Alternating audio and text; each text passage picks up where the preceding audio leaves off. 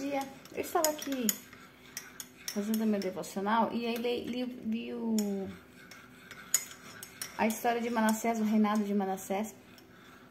Manassés fez o que reprovou foi aos olhos do Senhor, né? Ao contrário do seu pai Ezequias, Manassés, ele levantou altares, ele se voltou à idolatria a tal ponto de queimar seus filhos, oferecendo aos deuses. Vou ser bem sucinta aqui no assunto que eu quero chegar. Após algum tempo, Deus permitiu então que os assírios invadissem o reino dele e levassem ele como cativo. Colocaram algema nele, colocaram no nariz dele, a gente fala piercing, a Bíblia fala outro, agora tem que olhar ali, minha Bíblia tá ali em cima da mesa, qual que é o nome que coloca no nariz. Eles faziam isso, né, aos reis, né, algema de bronze e colocavam para marcar que era o rei. E então mas ele se arrependeu no cativeiro, né, e o Senhor devolveu o reino para ele. E ele fez, então, depois se arrependeu, fez tudo que a palavra, né, que a palavra diz, voltou-se ao Senhor. E então ele teve seu descanso em paz e se arrependeu, então teve sua vitória. Aí, ele tinha 12 anos quando começou a reinar, Manassés. O seu filho, Amon, então, foi o sucessor com 20 e poucos anos, se não me engano, 22, 24 anos, eu tenho que olhar ali. E aí ele foi seu sucessor, sendo ele seu sucessor, ele também fez mal aos olhos do Senhor. Olha que interessante, o pai fez mal, pagou preço, se arrependeu, o filho, mesmo vendo isso, também fez mal aos olhos do Senhor. E aí depois desse episódio, eu fiquei refletindo assim, meu Deus, mas como é que um filho vê todos os erros do pai e continua, né?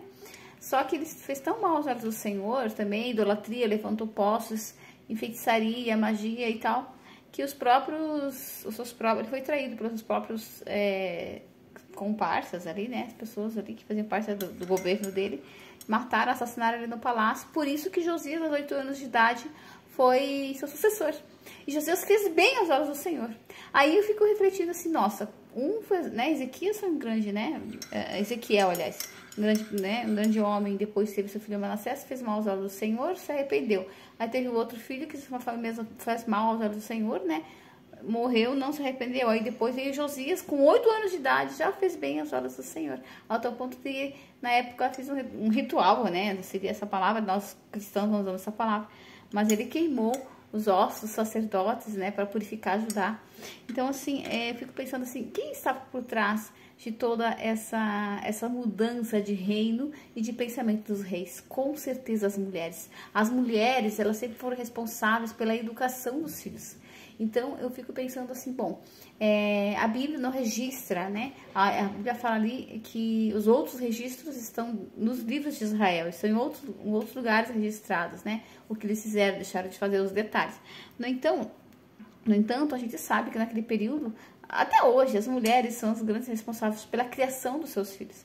Então, eu acredito que Manassés venha de uma educação de uma das mulheres, a gente pensa que uma das mulheres que não serviam a Deus. Por mais que Manassés se arrependeu, talvez aquela mulher não se arrependeu. Então, ela não ensinou o filho no caminho certo. Então, quando o filho sucedeu seu pai, continuou idolatrando os ídolos de sua mãe, né?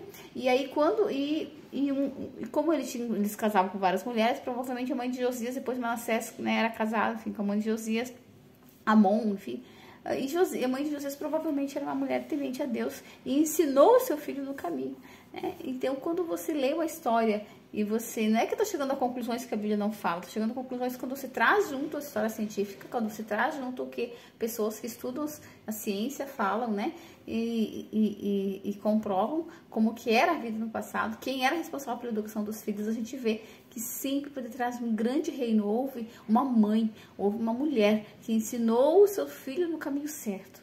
Josias teve seu grande reinado ali, teve sua vitória, teve isso, mesmo com 8 anos, né? Ele teve sim pessoas ao seu redor e ele não fez sozinho. Já disse que ele era apoiado por 2 pessoas que têm um nome ali na Bíblia registrados, né? Eu não estou aqui lendo a Bíblia, né? Nem ministrando, mas a Bíblia diz que Josias não foi sozinho, ele teve essas pessoas. Então, primeiro, as pessoas, ninguém faz nada sozinho, né? A gente sempre precisa de pessoas. Um pastor não é nada sozinho.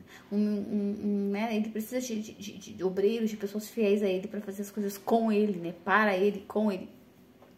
O rei também. Então, assim como ele pode ser traído, como aconteceu com Amon, né, filho de Manassés, Josias foi abençoado pelas pessoas que estavam com ele. Com certeza, houve uma mulher atrás da educação daquele filho, para dizer, filho, obedeça o Deus dos seus antepassados, obedeça ao Deus verdadeiro, siga ao Deus verdadeiro. Esse é o Deus. Provavelmente ela mostrou o exemplo de Manassés, mostrou o exemplo do seu pai Amon, mostrou para ele o que seria o seu futuro, qual seria o exemplo que ele ia escolher. Essa reflexão foi hoje no meu devocional e eu fiquei pensando sobre a responsabilidade nossa como mulher na educação de nossos filhos. Deus te abençoe, mulher.